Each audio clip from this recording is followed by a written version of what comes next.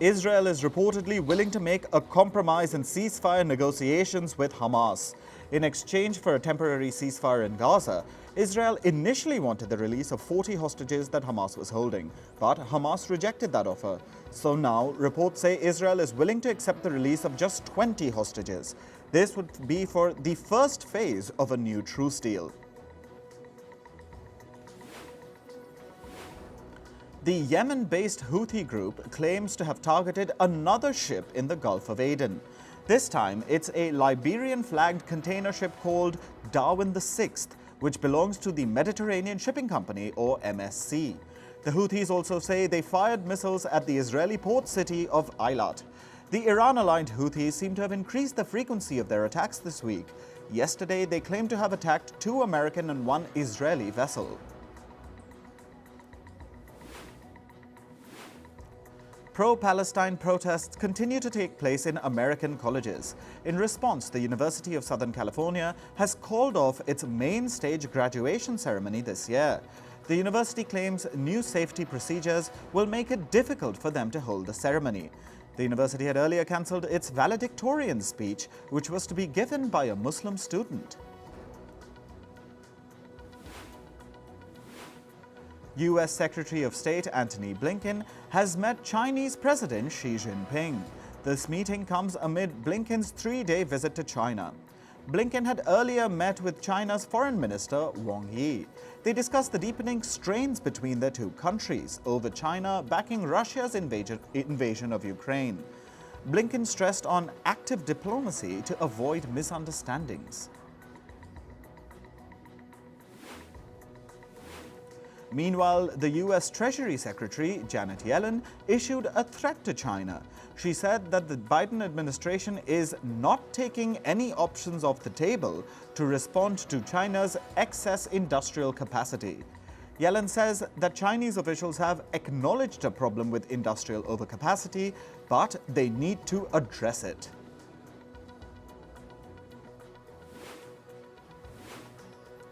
China has summoned Germany's ambassador to Beijing.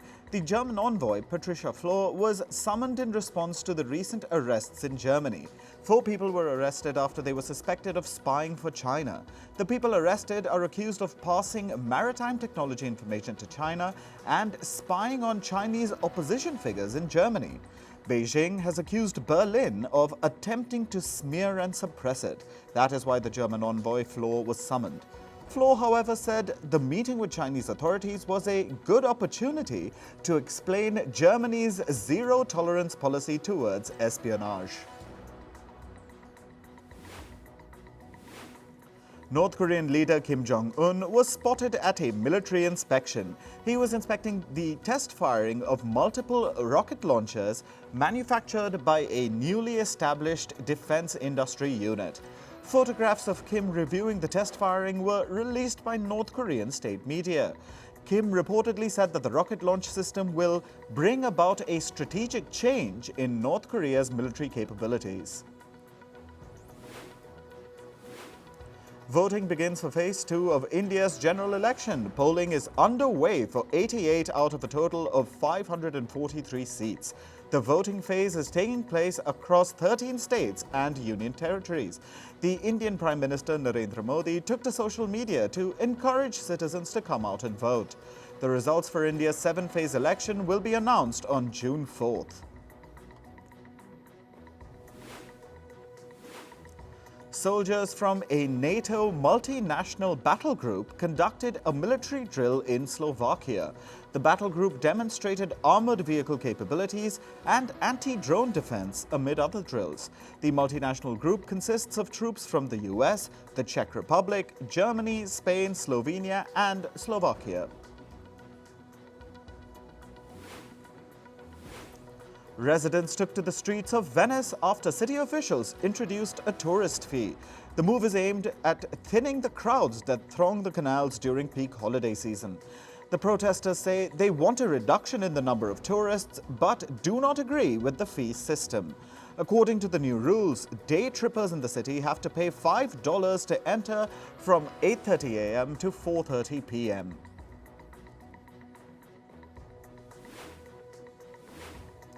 Croatia has received 6 Rafale fighter jets out of the 12 it ordered from France.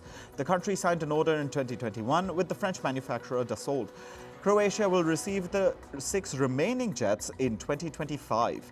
The Rafale fighter jets will replace the NATO country's outdated Soviet-era MiG-21 units.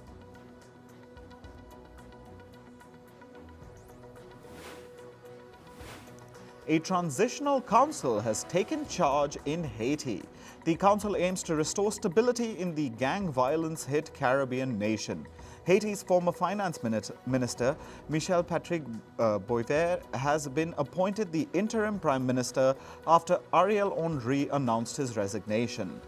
Gang violence in the country escalated earlier this year, with reports indicating that more than 2,500 people have been killed or injured so far.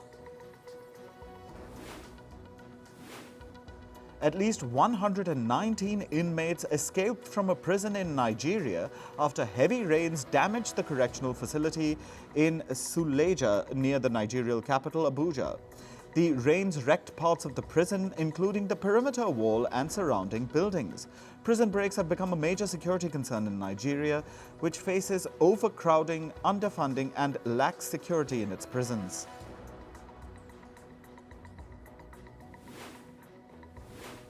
Moving to climate news, at least 155 people have been killed in rain-related incidents in Tanzania. This comes after torrential rains triggered floods and landslides in the East African country. Tanzania's prime minister says the disaster has affected more than 200,000 people. Heavy rains have also destroyed several homes, roads, schools, and railway infrastructure. Kenya has also deployed its military to rescue people stranded due to the rains. Incessant downpours have killed at least 45 people in Kenya since March, including 13 just this week. Forecasters have predicted more heavy rainfall across the country in the coming days.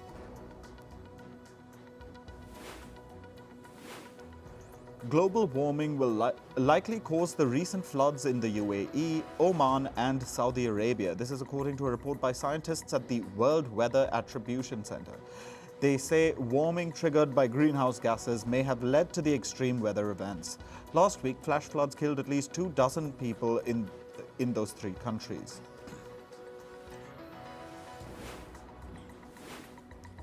According to a study, this summer could be India's hottest and most humid on record.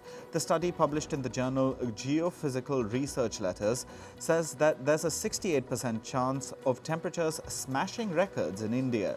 Meanwhile, North India faces a 50% chance of record heat and humidity. Researchers have blamed the El Niño weather phenomenon for the extreme heat events. Meanwhile, Ecuador-based weather experts say that the El Niño and La Nina weather phenomenons will be more extreme and more frequent in the years to come.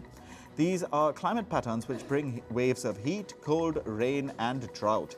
Experts say South America has suffered the most El Niños in decades.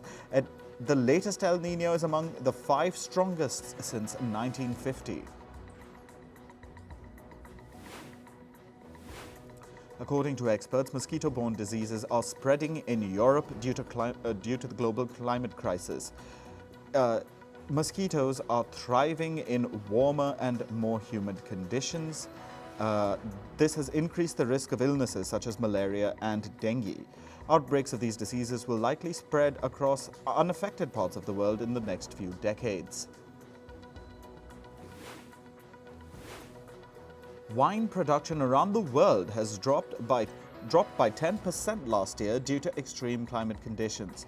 This is according to a report by the International Organization of Vine and Wine. The report says that brutal heat waves, wildfires, and flooding caused wine production to decline. The report adds that 2023 saw the worst wine harvest in 62 years.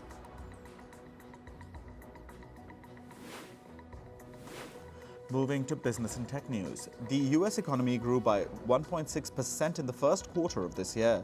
It's the slowest quarterly growth rate the country has seen in nearly 2 years.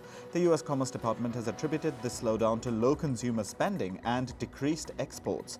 It also noted a decline in spending by the federal and state governments.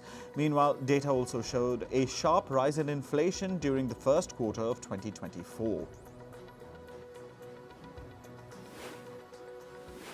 The US has announced sanctions against over a dozen companies, including 3 from India. These firms have been accused of helping the Iranian military move goods through trade. The US says that all the companies it sanctioned played a role in financing and facilitating the sale of Iranian drones. It claims that many of the drones were transferred to Russia to be used in its war against Ukraine. The former CEO of America's Ford Motors, Donald Peterson, has passed away at the age of 97. His family said that Peterson died of natural causes at his home in Michigan. Donald Peterson served as Ford CEO from 1985 to 1990. He was credited for pulling the car maker out of a financial crisis in the 80s. At the time, Ford was struggling with mounting losses amid a decline in sales.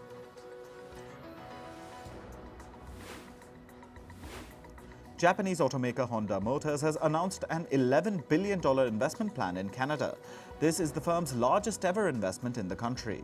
Honda plans to set up an electric car and battery production plant in Canada. Honda will contribute up to 70% of the total investment. The rest is expected to come as subsidies from the Ontario state government in Canada.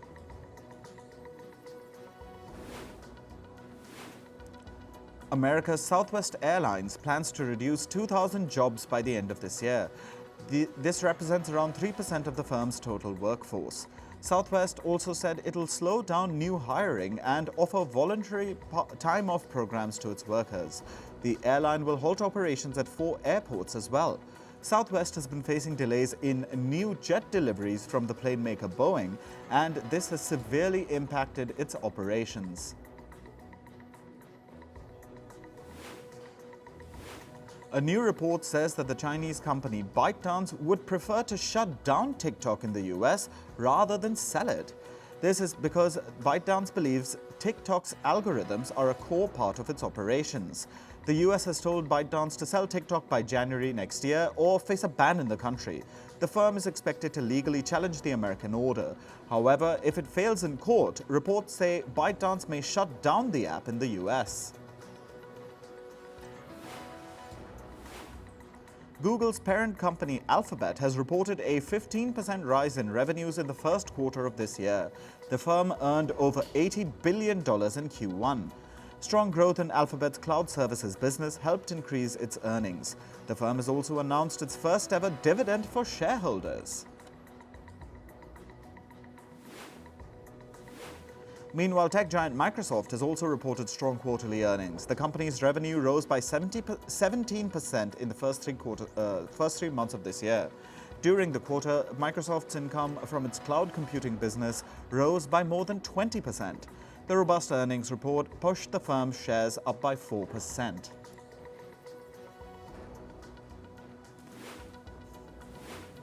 Meanwhile, chipmaker Intel's shares declined by around 8% yesterday.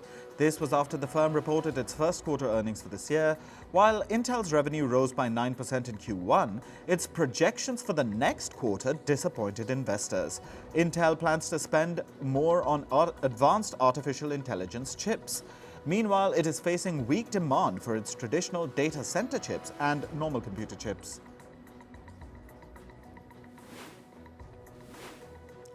In China, Beijing city authorities have announced a new subsidy plan.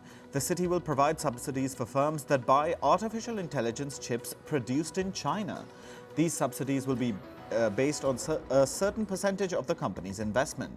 Beijing aims to become self-reliant on smart computing hardware and software by 2027.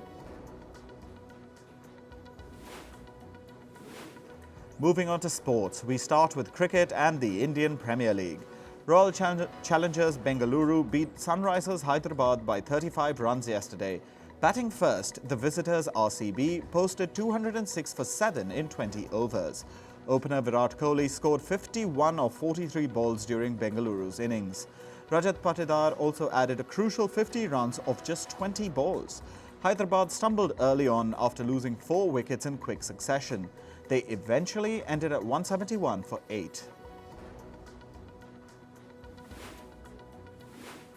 New Zealand beat Pakistan by 4 runs in Lahore yesterday. This was in the 4th T20 international match in an ongoing series. The Kiwis went out to bat first and they finished at 178 for 7. Tim Robinson hit his maiden T20 half-century in New Zealand's innings. Fakhar Zaman starred for Pakistan, hitting 61 runs and 45 balls. Meanwhile, Abbas Afridi claimed the best bowling figures with 3 wickets for 20 runs. New Zealand now lead the 5-match T20 international series 2-1. In football, the world governing body FIFA has signed a partnership with oil and gas conglomerate Saudi Aramco. FIFA said the deal will run through to the end of 2027. The multi-year deal will make Aramco FIFA's worldwide partner. The agreement includes sponsorship for the 2026 World Cup and the Women's World Cup in 2027.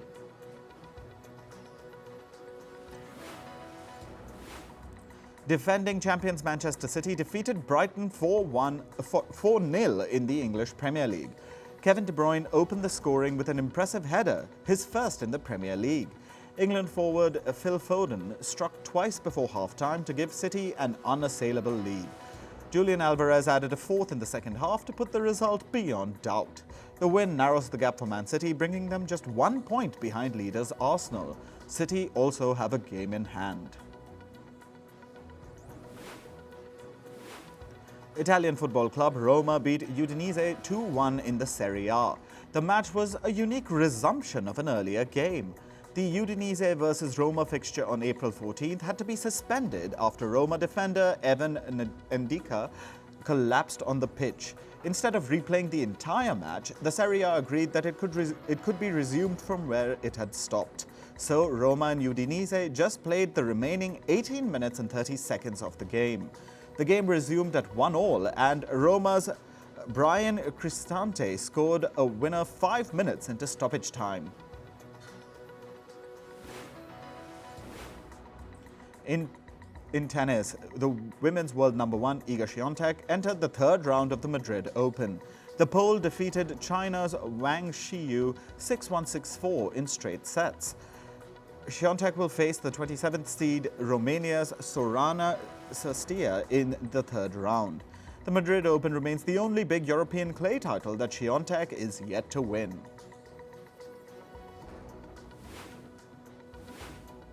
Meanwhile, former men's world number 1 Rafael Nadal also made a winning start to the Madrid Open.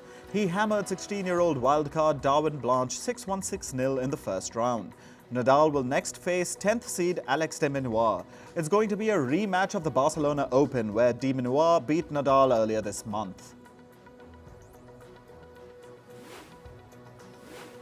In basketball, the defending NBA champions, the Denver Nuggets, beat Los Angeles Lakers 112-105.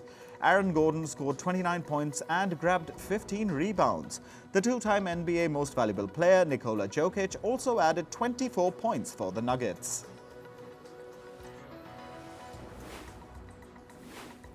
Golden State Warriors star Stephen Curry has been honored with the Clutch Player of the Year award. The NBA awards this to the players who perform the best for their team in clutch time. Clutch time refers to the final few minutes of a closely contested game. It's typically the time when players are expected to perform their best under pressure. The World Anti-Doping Agency, or WADA, has said that it will launch an independent investigation over its handling of the Tokyo Olympic scandal. The scandal involved Chinese swimmers who tested positive for a banned substance. But the WADA pardoned them, saying that they had come in contact with the substance inadvertently. 3 of the Chinese swimmers went on to win gold at the Tokyo Olympics in 2021. The doping body has now appointed a veteran Swiss prosecutor who will review how it handled the cases.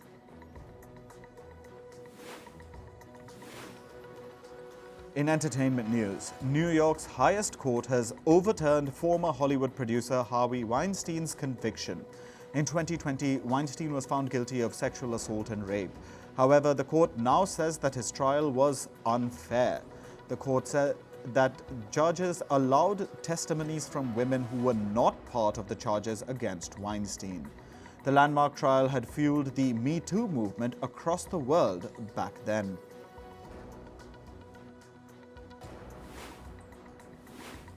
Meanwhile, the Me Too movement's founder, Tarana Burke, has expressed her disappointment over Weinstein's ruling. She says that the movement is driven by the truth of testimonies. Burke adds that the movement is responsible for a huge cultural shift, regardless of Weinstein's ultimate legal fate. The American activist had coined the term Me Too in 2006 to help women stand up against sexual violence.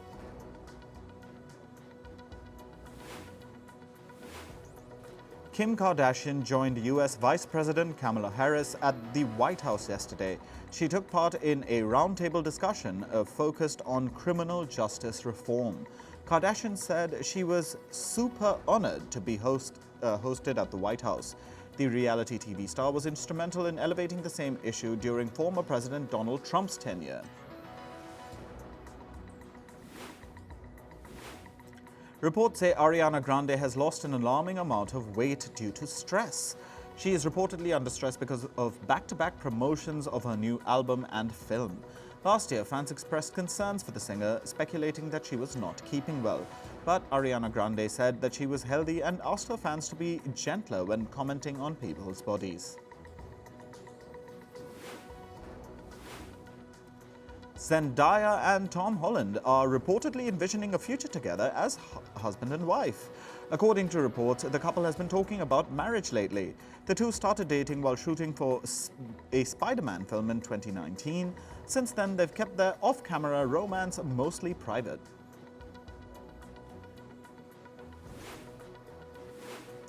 Meanwhile, Zendaya says she played a complex character in her new romantic sports film, Challengers. The actor says her character is not likable, but only because it's not perfect.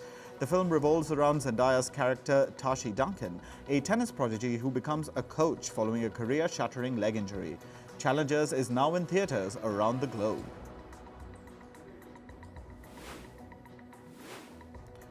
Peter Jackson's Lord of the Rings trilogy is returning to theaters in the United States. The Oscar-winning fantasy films will re-release this summer. However, this time the version screened will be Jackson's extended editions. The films will be screened for 3 days across the US.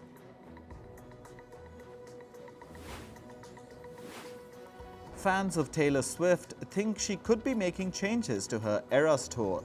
The Grammy-winning singer recently shared a rehearsal clip on YouTube, and Swifties feel she might be adding songs from her latest album to her next tour.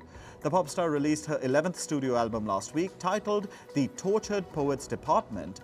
This was released on April 19th.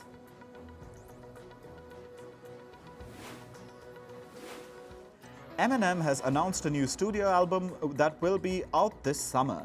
The title of the album is The Death of Slim Shady. Eminem made this announcement during the first round of the NFL draft in the US city of Detroit. He's also teased a new trailer for the album on social media. The teaser shows a crime reporter discussing the death of Eminem's alter ego, Slim Shady.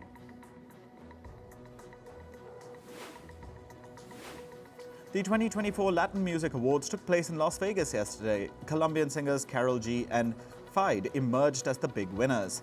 Each of them took home 6 awards, and Karol G won the Artist of the Year trophy. She also bagged awards for Album of the Year and Song of the Year.